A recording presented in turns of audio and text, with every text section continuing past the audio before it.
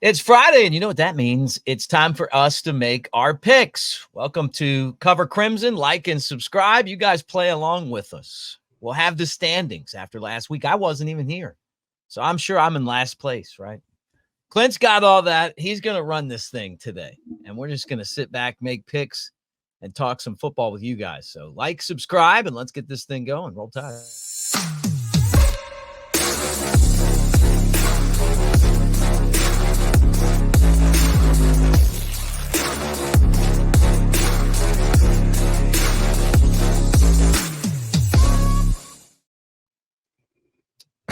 I love how you put Chris up there. Like, all right, big fella, take it over. There you go. All right, so I just wanted to be put on the record that I tried to stop this show after only one episode. I went 2-5 last week, and I needed Boston College to help get me to 2-5. I was 1-5 going into Monday, so I was trying to figure out a way to where we never had to do this again. Never had to make picks. At some point, I might try to transition and just simply have, like, I'll ask the questions to Chris and Mick.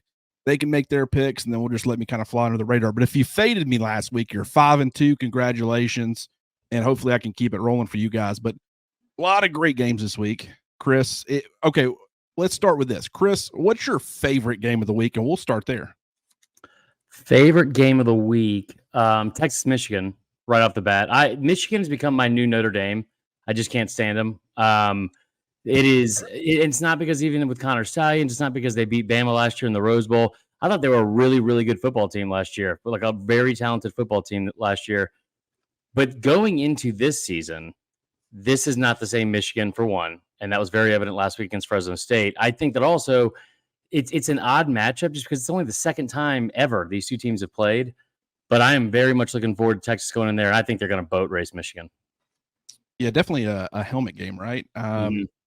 So 7.5 point line. Texas is a road favorite. I want to say, what did that start out? It started out at 3.5. Say what? I know it was at 5 this summer, and I thought that was like the lock of the year. Oh, okay. Well, when I checked it before, it said the opening line on Vegas Insider was 3.5, because I'd always forget the far left one's just what it opened at, and I put all the lines based off of that. Then I had to go through and change it, and I mean, it's gone from 3.5 to 7.5. So that to me is but it makes sense. I mean, with the way Michigan struggled last week against Fresno State, you got a walk-on quarterback, which is fun. Stetson Bennett paved the way, right? But 4.6 yards per attempt. Really didn't have the run game that we were expecting Michigan to have. I don't know if Michigan's got the receivers to match what Davis Warren likes to do. I don't know. That one's really interesting. Mick, what do you think? I'll let you go first on this one. You said so, Chris. You said Texas, and you're laying the points. 1,000%. I have a reason why, but I'll get into it after Mick. Okay. I know Jake Coker called me a Joe when I said that I felt like Michigan was going to get blown out in this game.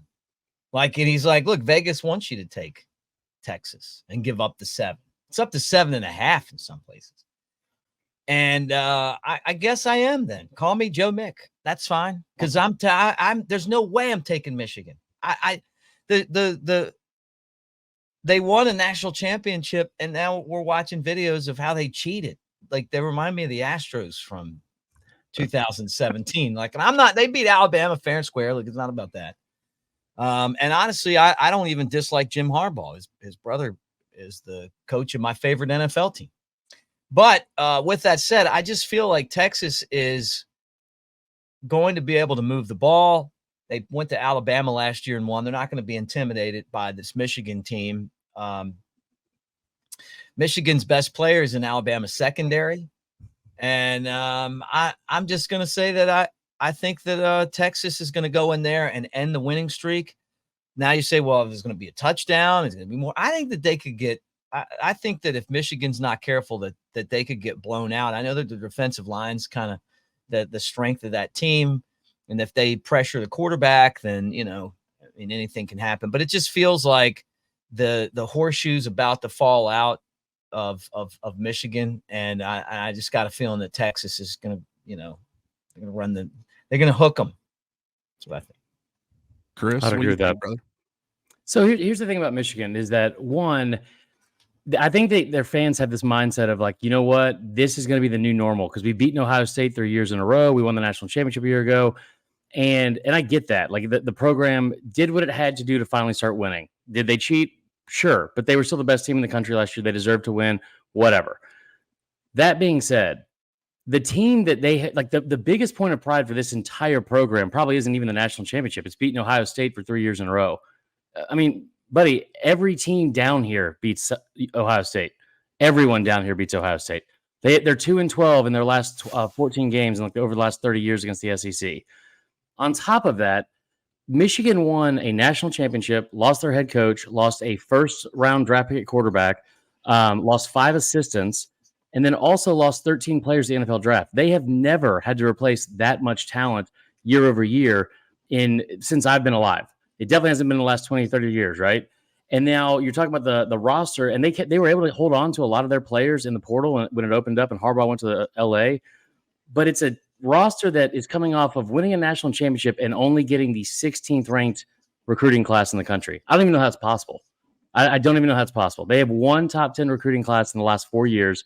Most of them finished around 15 in the country. I just don't think the talent's there. I don't think they have the athletes or weapons to compete with all of Texas athletes and weapons. They might keep it close early, but I mean, bold take here. If they do score first, it'll be on a trick play, like a reverse pass or a flea flicker or something like that, because they know, just like everyone else, they do not have the athletes to hang for 60 minutes with Texas. Yeah, I'm right there with you. I mean, I think that was actually really well said. When you look at the way Texas played last week against Colorado State, that's the way it's supposed to look, right? It's kind of like the anti-Alabama, just with the way that we're all complaining about how quickly Alabama scored, and you want to see those, longer drives. Texas, man, they didn't have really any explosive plays from their starting offense, but they were just able to move the football consistently. 5 of the 7 drives with their starters in resulted in a touchdown. Looked really good. And I thought, losing Baxter at running back, I thought it was going to be a much bigger deal. Blue, I think he's going to be an effective player. I know Isaiah Bond had a lot of success last week. I think like 5 catches for 61 or 62 yards and a touchdown. I don't know what Amari Black did. Nothing. Yeah, I don't even know how much he really played. But, at least one Bama player's doing some good things there. But, I just think that Texas looks the part. Typically, in these types of situations, going on the road, when it gets to be more than a touchdown, that's where it starts to feel like it's a little bit too much. This is one of those exceptions, though. I don't think Michigan's got things figured out offensively. Their defense is going to be good, especially up front. I think with Texas's offensive line and the experience that it has, I think they kind of can combat a lot of that. So I'm going to go Texas and lay the 7.5 points as well. All right, next up. All right, let me say this. Everybody take Michigan. Hey. We all agree that's dangerous. Hey, I will say, if you guys start to feel uncomfortable when I agree with one of your picks and you want to change it, feel free. Joe Because Public, I man. get it. 2 and 5, man. Anyways, next up on the list, Arkansas at number 16, Oklahoma State. Oklahoma State's a 7.5 point favorite. I'm gonna let Chris go first on this one. So the thing that's weird about this is, one, that I can't say Ollie Gordon without saying Ollie Garden, like Olive Garden. So for Endless one, breadsticks, Chris. listen, he needs to have the Zeke Elliott celebration. That's an NIL deal right there. Yeah, it's waiting to happen. You're welcome, Ollie. I do think that it's ironic as well, because when you're there, your family, and on the other side of the ball, Bobby Petrino is the OC at Arkansas. That's all we're going to say about that. That guy went into his first game back as the OC, put up 10 straight drives with a touchdown, right? Like it was 10 straight touchdown drives. The first team in over 20 years in the FBS to have, like, I think their first 10 total possessions result in a touchdown. Third most yards in program history. Like, they were on fire even though they were playing Arkansas Pine Bluff. What's weird to me about this is Oklahoma State's a 7.5 point favorite over Arkansas this week. They were only an 8.5 point favorite a week ago against South Dakota State, which is a 2-time defending national champion, but it's an FCS team. So that part I feel like is very, very odd with Vegas. I would not touch this game personally in terms of betting, just because there's not enough info for me to feel comfortable betting on either side. the story is great. I want Arkansas to go in there. I want them to win. I think it would be huge for Sam Pittman. This might be the story arc for Bobby Petrino, where he becomes like Lane Kiffin and becomes likable somehow, like just because he's attached to Sam Pittman. He's back. So, Come on. I mean, we thought the same thing about Lane. Look at him; he's doing yoga now. Yeah, he's doing yoga. He's doing something. So wait, are you giving up 7.5 points? Or I didn't really address that. I just want to make sure that Bobby Petrino starts doing yoga. That's the main thing I want to get into. I am not going to take the 7.5 just because I don't trust Arkansas on the road. But again, I would not put any of my own money. Your money, Clint? Sure, 1,000%. I personally would not, but I will take Oklahoma State. Now hold up. You don't trust Arkansas on the road? No. What's that about? Last year they beat Florida on the road. Granted, it was like 39-36. They lost by 3 to LSU. They lost by 7 to Ole Miss, and they lost by 3 to Alabama. That was their 4 away games. So, like, I feel like, granted, this is what's going to bite me, is you look at, like, past success, and you say, oh, man, they were really good on the road last year. I'm going to trust them to go on the road against Oklahoma State. And, that might be what ends up getting me in trouble. But I will say Oklahoma State had a lot of success last week against South Dakota State as far as, like, their run game, like, as far as the production. But when you actually watched it, I thought the run game left a lot to be desired. And I thought Alan Bowman actually looked a little bit better than I was expecting. So that's interesting. It's a good point about the thing on the road. I wish I would have left it at the yoga pants because I did not realize I didn't do the research on that. I will also tell you this, man, kind of backing up your point. From 2021 to the 2022 season, Arkansas was 16-6 against the spread, which was the best in the SEC. Not as great last year, but like to your point, like they were at least close in games on the road. That's man. See, I'm just having a hard time with it because, this is the type of game that Sam Pittman has to win. Because I don't think too many wins are coming in the SEC. I think they could end up being a better team than maybe we thought they were going to be coming into the year, kind of picking them to be one of the last in the SEC. But the problem with that is you just had, it's kind of like in a couple of years ago. I feel like Arkansas was a better team than their record reflected, but they were they had a really tough schedule, and it's a really tough schedule again. You've got to get the wins where you can get them. This is one that's winnable for Arkansas. I'm not saying they're going to beat Oklahoma State, go on the road and do it. Really don't feel great about it. I agree with you, Chris. This is not a game I would really want to pick, but I will actually take the 7.5 points. If it was 6.5, I'd probably go Oklahoma State, but I'll take the 7.5. All right, my turn. Look, I'm really confident about this one. I know that you guys are mullet haircut guys, and I have no problem with those. And when you take a mullet and you kind of spruce it up a lot, then you got the head coach of Oklahoma State, Mike Gundy. But I've never seen a guy wreck a career worse than old Bobby did, and then get invited back. Yeah. And I'm with them. Look, man, if you're willing to come hat in hand back home again, then I give you some respect. What you're going to find out is that Arkansas is going to wear these guys down, and then they're going to beat them. They're going to. I'm taking them on the money line. Forget about the 7, man. They're going to win this game straight up. Period. I like that. Yeah, and Taylor Green, man, he was impressive last week. I think with Bobby Petrino, they got some good guys up front. Landon Jackson, obviously Alabama fans know him. Eric Gregory, Cameron Ball, both of those two guys, big body run stuffers. Mm-hmm. So I think they can cause Oklahoma State's run game some trouble. I did like how Alan Bowman played last week, considering I don't think the run game was as effective as, probably Oklahoma State would have wanted it to be. But okay. So that's next going Arkansas. So I like that. Next up, we're going to talk. Let's see. We'll go South Carolina at Kentucky. Now, if I'm correct, Chris, do you keep up with these lines? I think it started at 9.5 and it's up to 10 now. I did not keep up with this line. I'm trying my best to not keep up with this game, to be honest. This is going to be a tough watch. It's going to be a tough. Don't you cover South Carolina? I do. I said what I said. So, it was not a great start to the year. I mean, listen, South Carolina's beaten Kentucky, each of the past 2 seasons. Before that, they had lost 7 of 8. So The one stat I keep coming back to, if you're looking for a positive from South Carolina, because like, listen, ODU has played teams close, like Power 4 teams specifically over the past couple of years. They've, I think in the 4 games they played against P4, P5 opponents over the last 2 or 3 years, they won one of them, and in the 3 losses, 2 of them were by 3 points or less. So it's not something that's super new what happened last week, but it's still very concerning because you needed 2 fumbles and 2 fumble recoveries inside of their own 10-yard line to win by 4 points. And that just doesn't happen a lot. But I will say this. So the one positive out of this game, South Carolina under Clayton White as the defensive coordinator has led the SEC in turnovers forced over the last, or since the start of the 2021 season. They have 68 total turnovers forced.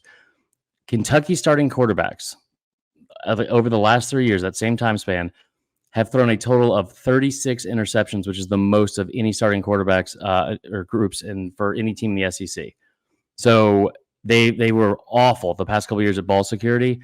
I expected Brock Vandagriff, especially in a game where he only played 2/3 of the entire game time, to be able to, improve on those numbers. He threw an interception, I think, in like the second series. So if they can win the turnover battle, maybe, but it could get ugly. So you're taking Kentucky at home. Yeah.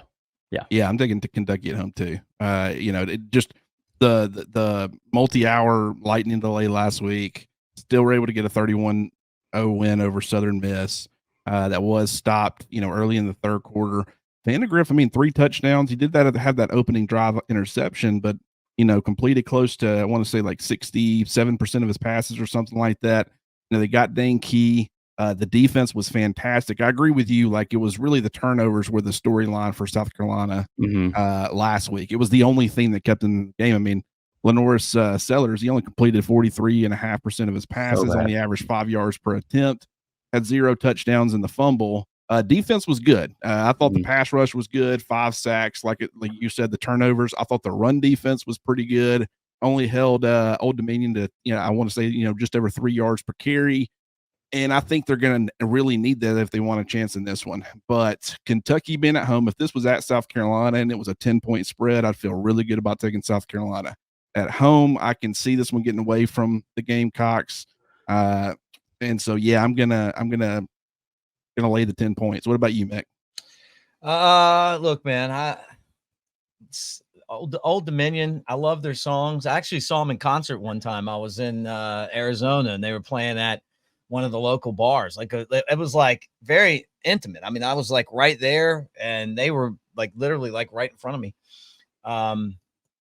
No, I'm just kidding. Look, they're a decent football team. I'm taking South Carolina. This is like the only thing worse than this matchup would somehow be getting Vanderbilt involved in this. Right. So if you could get them in, then you got all the teams that I don't want to see together in one place, right? No offense, Chris, but it's like, but I'm taking South Carolina. They're sneaky. They're pretty sneaky. Like, when you least expect them, you're like, what the hell just happened? And South Carolina beat you. And Kentucky has a team that should be good. But how many times have we said that? Right. And so maybe Kentucky wins, but 10, that's a lot of points. I'll take the 10. Give me the 10-0 lead, and we'll see what happens. Is this Kentucky team really going to go out there and lay the wood to South Carolina? I just don't think so. I think they'll probably win a close game, but I wouldn't be surprised if South Carolina won. I will say real quick too, piggybacking off that, you could look at the game a week ago and just, it's very clear Lenore Sellers was not, that had to be arguably the worst game he's ever played as a quarterback at any level. Like, it just was not ready to go. I don't think it was necessarily the play calling or anything. He just did not look great in his first game as a starter. And so maybe you think, like, listen, calm nerves. We get him like some more easier throws involved and get like the offense going a little bit more like structured around him. Because I don't think they ever expected to be in a dogfight with ODU. That being said, on the road over the last 3 years under Shane Beamer, they are 2-10 against SEC teams in road games. And that's like the biggest concern I have, because I think there is a path for them to win. But in times like when they have lost, especially in those 10 losses, they're by like an average of 3 scores. So it's just very worried for South Carolina. Okay. I'm with you, Chris. Now, granted, I'm feeling you should be feeling real bad about this pick because with just saying with what you do with your other stuff, covering South Carolina, the fact that you're picking against them and you're aligned with me, that is not a good combination. I don't love that you're saying it out loud, to be honest. Well, I'm just saying they're going to be coming for you. Last week I said 48-17 Alabama wins. I realized it was a 31.5 point line, so I automatically had to take Western Kentucky. Was wrong about that, and if you don't think I've heard about it this week, you are wrong, my friend. So, well, I can't wait for South Carolina to win that game, and then somehow I still get on like the short end of the stick because Bama fans are upset that I cover another team in addition to this job, and then Carolina fans are probably going to hear what I said, saying I don't want to watch the game. So it's already a lose-lose situation for me. Let's not even talk about what you do in Baton Rouge there, big fella. All right, next game on the list, Cal at Auburn. Cal now has to return the favor and go to Jordan-Hare Stadium, 13.5 point line. Mick, you're up first on this one. No doubt about it. Auburn's going to hammer these guys. I think this is going to be a really improved Auburn team, much as it pains me to say that. They've got receivers that can catch the ball this year. People are getting Peyton Thorne tattoos. Clint, you know that. And Peyton Thorne getting his own tattoo? No, lower back, man. Lower back. Throw it a touchdown. Yeah, that's what our Auburn commenter. Yeah, tramp stamps. Everything's backwards today. Anyway, yeah. So I think Auburn's going to handle this one pretty easy. Chris, what about you, brother? So this is like one of my best bets of the week. I think you could take it anyway. Like you take Auburn in the first half. You could take Auburn to score first. You can take Auburn to cover the 13.5 total. I think they do all three. I would also take Peyton Thorne over 2 touchdowns in this game after what we saw in week 1.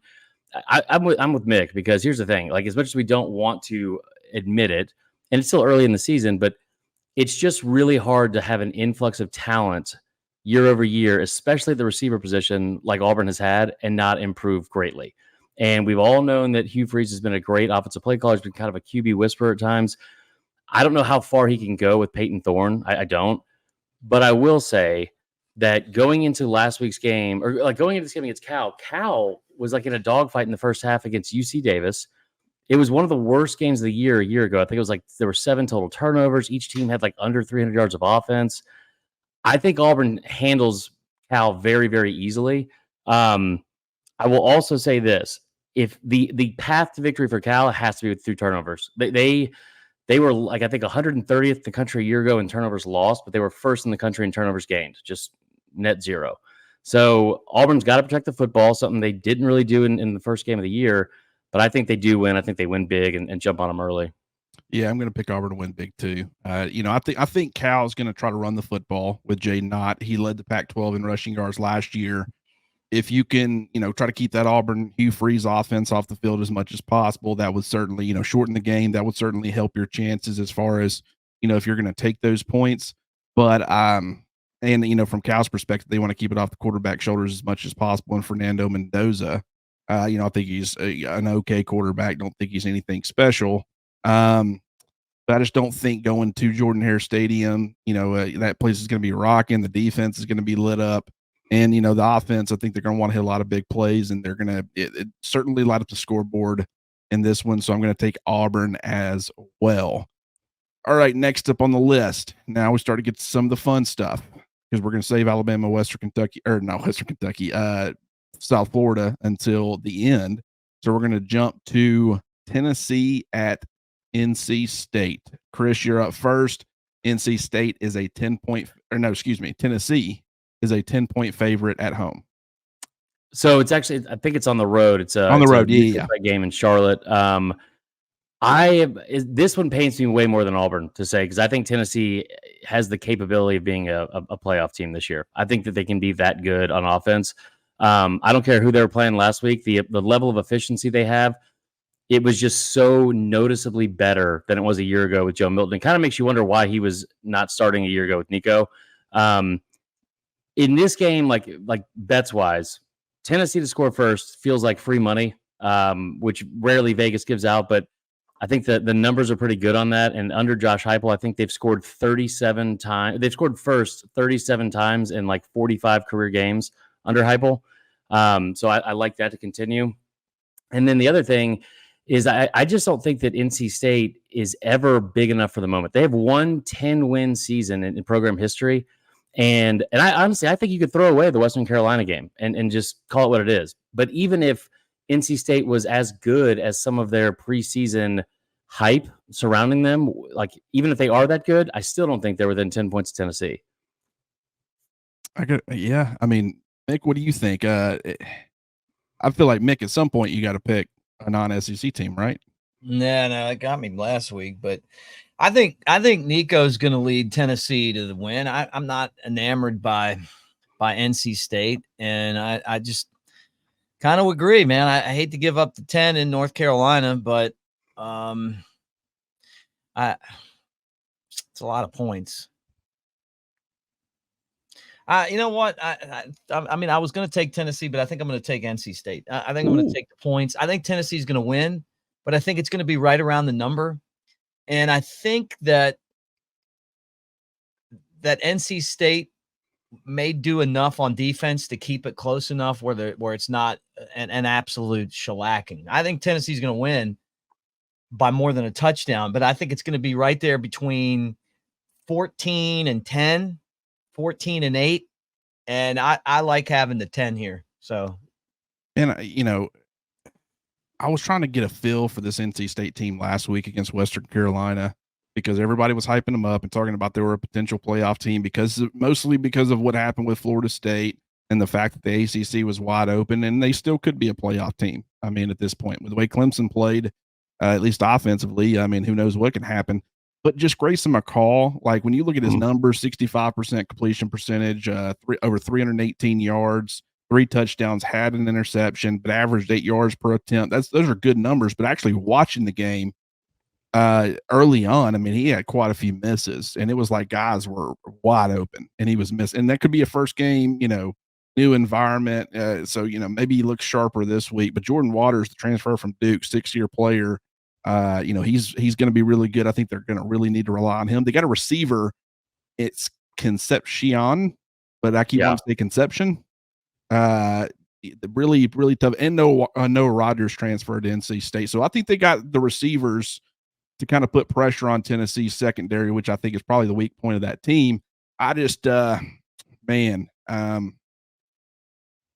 is probably one of the toughest ones because I really part of me thinks Tennessee definitely has the ability to outscore their offense. Turnover is going to be important. I'll take, double digit road favorite, man. Never liked doing that. Is NC State going to be able to score a bunch of points though, like you said? I mean, I think Tennessee's weak spot is their secondary, and NC State's got some receivers. Grayson McCall would have to be significantly better. And obviously, I switched it over. I just want to check them out in like the first half. There was another game that was coming on late that I switched over to. I just wanted to get a feel live for them. And I wasn't impressed, but obviously the numbers, he probably started getting things on track and made some plays, but I just was not impressed really at all with NC State across the board. And that makes me really nervous. This line started off at what? Like 5.5, and it's up to 10. So, I mean, it's jumps. And this because of what happened against Western Carolina and the fact that Tennessee looked so good. This feels like that type of game where like in week 2, you kind of overreact to one team and then overreact in the other direction with the other, and really they should be a lot closer. That makes me want to go NC State. The fact that it's 10 points. That's fair. Man, they haven't scored. They only scored 27 or more points like 4 times last year in 13 games. And I feel like that at the very least they're going to have to put up 30 to hang in this game. Yeah, that's a good point.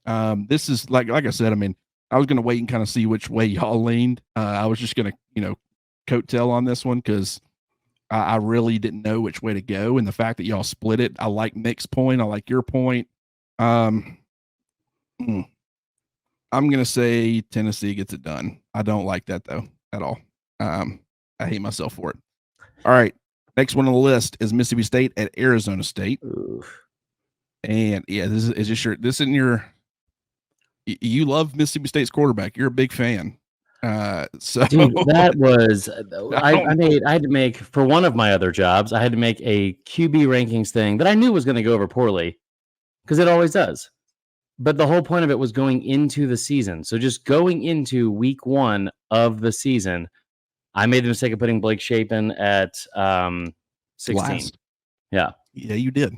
And going man, into the season. going in, 'Cause- which I got it. I mean, when you explained it, I was like, that makes sense.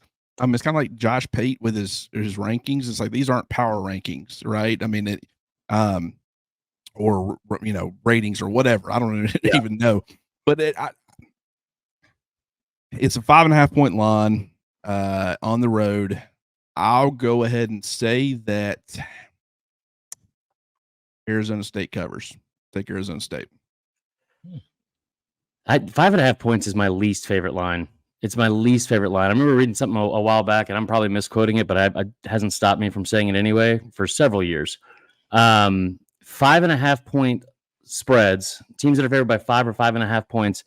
There was some stat on Vegas Insider a year or so back that was 73% of those games the underdog covers, and I think in like 29% they win outright. It's super and this weird. is the one that I decided to kick off first before shooting it to you. Why did I do that? I mean, that could be. Listen, you shouldn't be betting on this game either way. You should be, and from what I know about you, you will be asleep for hours before this game even starts. I don't know what the over is. I would take that. It's 2 young coaches that are very offensive minded. I think Dillingham's in year 2. People forget they're out in the Big 12 now, I guess. And listen, there's a lot to like from what Levy did in week 1, but it was Eastern Kentucky. So you're going out, to the desert, and it's a situation where like you have to go on the road about as far away from Starkville as you can. I don't know if they're going to be able to win or not. I wouldn't be surprised either way. Like I would take them to cover the 5.5 just because I don't trust Arizona State nearly enough because they've been such a bad program over the last couple of years. So what's the pick in there? I'm going to take Mississippi State to cover. I could see them winning outright. Okay. Well, I wish I definitely, your little stat there, 73%. That is a steep number. Mick, what do you say? So this is what they do right here, right? Isn't that like that? That's Jameis Winston eating that dub. No, this is I think it's this. Is it? It's like the ball for life thing. No, I don't think so. No. We're talking about 2 different things. The pitchfork. What do you think it is? The Sun Devil. As graphic as possible. Yeah. I have interns every year. It seems like that go to Arizona State, the Walter Cronkite School, and I'm out there for spring training, and I've done it for years, and not recently, but for like a long time before that. Love the place. Tempe, great food. You guys like Mexican food? Wonderful Mexican food there. And then 4 Peaks is one of my favorite like craft brew places. The Kilt Lifter. It's right next to Scottsdale, right? Yeah, well, in Scott, but there's one in Tempe too, and a tap room and all that stuff. But I just don't know about their football. Like I know that this isn't Mike Leach's Bulldogs team, but I like Levy. I think he's going to do well, and I think they're going to win this game. Okay. I think it's going to be like last year's Arizona game where you're like, I don't know. Yeah. Well, at least we got this. This was kind of one of those matchups where did you guys ever get the football helmets out of the vending machine things in the grocery store? And you they're a quarter and you turn it and then you get like just 2 random ass helmets and you're like, these teams would never play Mississippi State and Arizona State. Oh, but we got the matchup. So I'm going to take the points here. And honestly, this like you, Clint, I'll be sleeping. I mean, I think it's a good pick. Just everybody go ahead and chalk it up to that being a Mississippi State dub because I can't pick for nothing. All right. Next to last game is going to be Colorado at Nebraska. Nebraska is a 7-point home favorite. Mick, who you got? No, I love Coach Prime. I really do. I'm a Coach Prime super fan. Loved him as a player. Love what he brings to college football. But they're not going to win this game. I just think like Matt Rule has Nebraska moving in the right direction. I think he's very stable as a head coach. Sneaky good.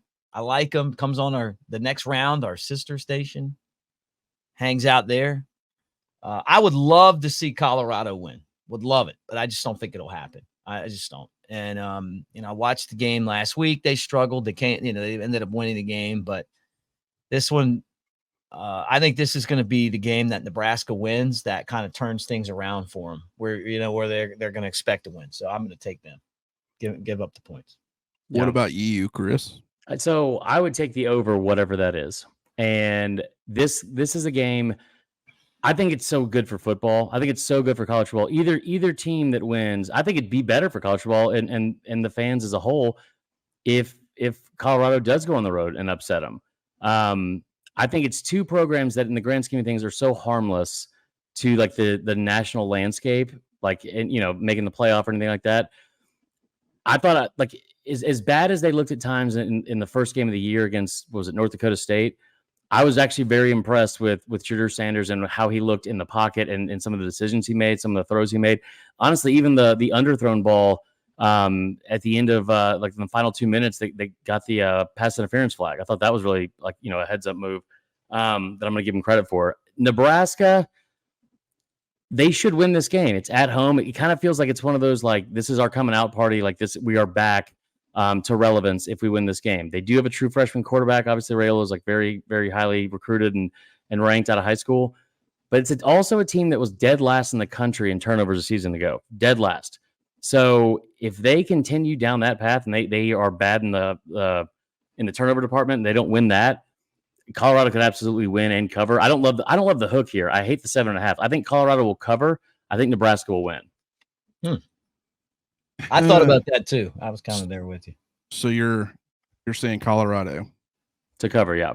To cover. And Mick, did you say Colorado cover? No, I'm not. I'm taking Nebraska to cover. But I just said I thought about that same thing too. Like I was kind of right there with him on that. The moment I said yoga pants, he was out. Everything I've said since, he's not agreed with.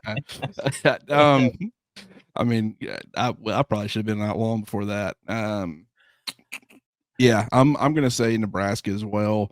If this was at Colorado, Raiola, just him being a true freshman, it would be a pretty good environment, a difficult environment for him. I probably would go the opposite direction. Obviously, I mean, the line would look different if it were at Colorado, but just even though it's 7 points, I'd love to get it at 6.5. Yeah. In fact, I'd probably buy it down half a point if you can.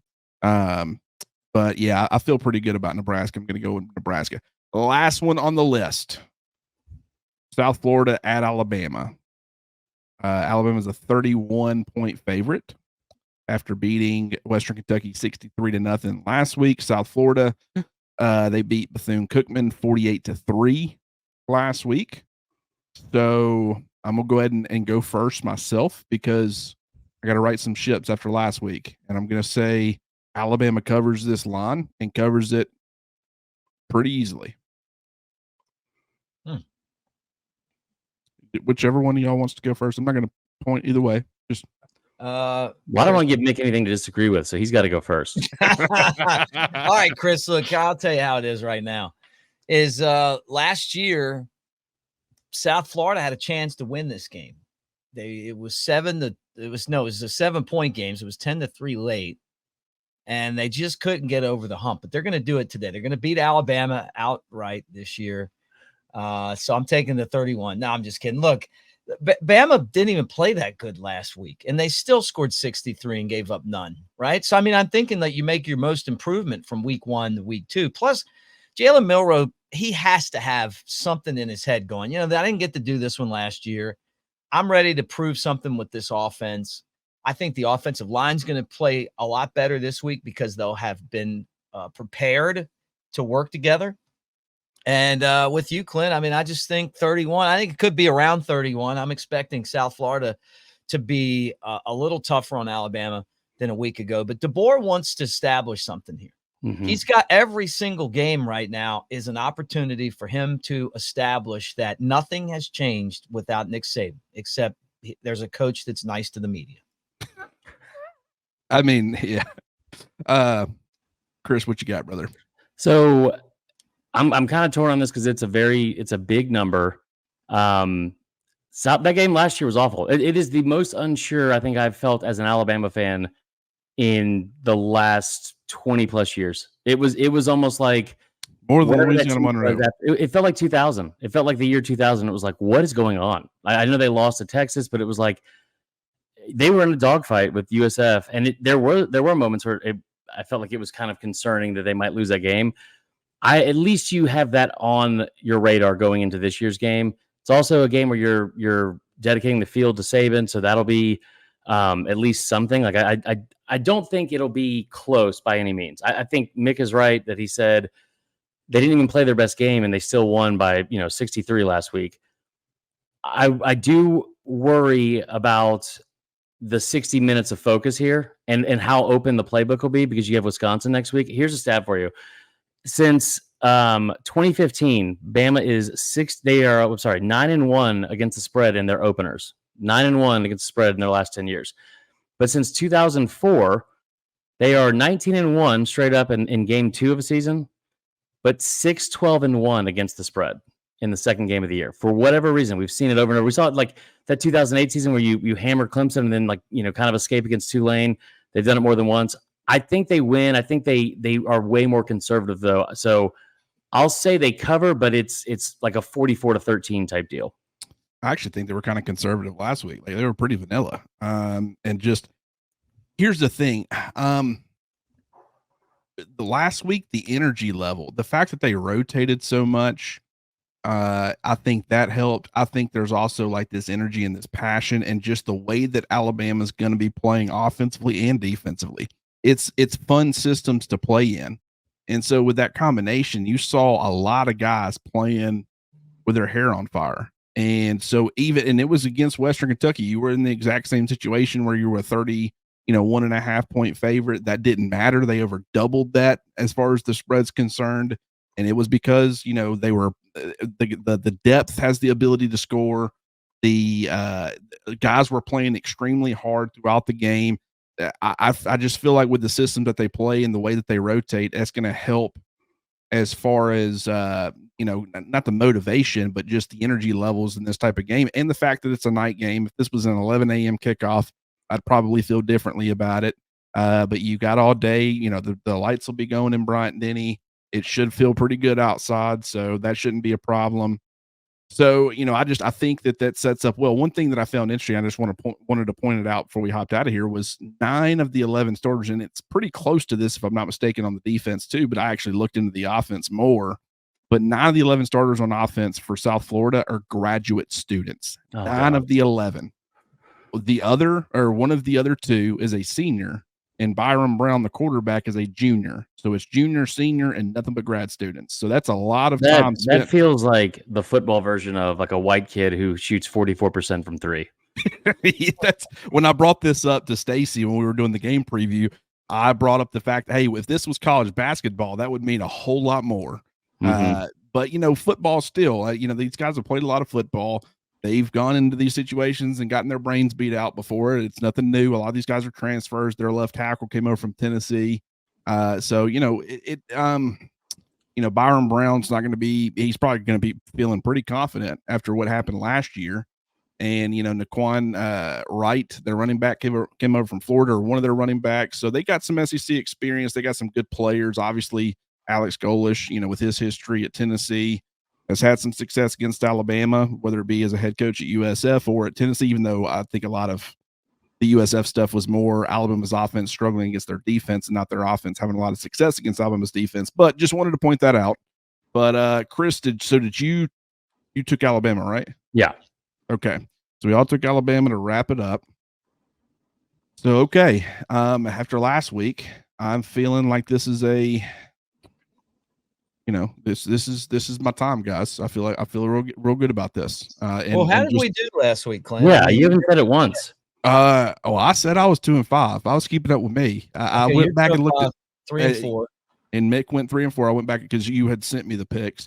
Chris, I got to be honest with you. I didn't go back and listen to what you said. And I didn't track it last week. I tracked it this week. Learn from my mistakes. Did you keep up with it? I was probably 6-2. I think I was probably around 6-2. Probably. I mean, I don't miss much. So yeah. Okay. No, I would have to check. I don't. There was because I know I was very big on LSU. I was I know huge I on knew you Georgia. took Miami because I was feeling really good about Florida, and I was saying that was a terrible pick. So I do think I had a winning record last week. I will say that. okay, well, All right. congratulations. Just know, Thank guys, if I go 2-5, or which there's more games this week. I think there's 9, maybe. I don't even remember.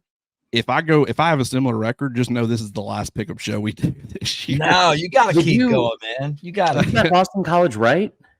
I did get I needed Boston College on Monday night to save me from 1-5. Do you hear yourself right now? No one should ever be saying those words. I know. I wouldn't. That's why I was beating myself up going into Monday. It wasn't a good Monday for me. Tough. I was not in a good place, man. And then, so I'm just like, all week I've been trying to figure out, how do I get out of this show? Like, how do I just stop doing it? And then, just decide, you know what? I'll tough it out one more week. We'll see how it does. I'll be back next week. Just know, fade me for the time being, and more than likely just always fade me. I don't know what it is. If it's like if it's a 7.5 point line and it's, the deciding thing's 7 points, it's right there at it. Just know I'm going to be on the losing end every single time. So just how it is. I've learned to accept it. Like, we can't all be Chris over here, going, 19-2 in the first week. What you want to do is get yourself several jobs in this economy and cover as many teams as possible. And then and cover all those teams very unenthusiastically, besides Bama. Yeah. So you live in Georgia. Live in Columbia, South Carolina. Oh, that's right. That's right. You lived in Georgia. Mm-hmm. You cover South Carolina. You cover LSU. You're a Bama fan. I cover SEC for a station in Baton Rouge. Tell me what y'all talk about 80% of the time, Chris. Usually it's just us fighting about things that are being said about Alabama that I don't agree with. Okay. I could see that. But yeah, no, this was fun, guys. I had a good time. I hope y'all did. We'll see how the picks turn out. If you haven't already, go subscribe at covercrimson.com. It's only $1 for the first month. A lot of discussion happening over there. Things are really starting to pick up. Also, get over to the main page of the YouTube channel, Cover Crimson, and subscribe there. That helps us out tremendously. The growth we've seen over the last month, we were actually talking to Reed Taylor about it yesterday, and he was very pleased with the growth that we've had in just the last month, but that's got to continue, and that all is relying on you guys. So wasn't able to record this live today, but we will be back next week for our live show. Mick and I will be, and then Chris will be doing the Monday mailbag. We'll be doing the stock up, stock down on Tuesday. So a lot of content coming for y'all next week. Go ahead and subscribe and hit that notification bell. That way, every time we go live. Mick, Chris, appreciate you guys. This has been fun. Roll Tide, everybody. Roll Tide.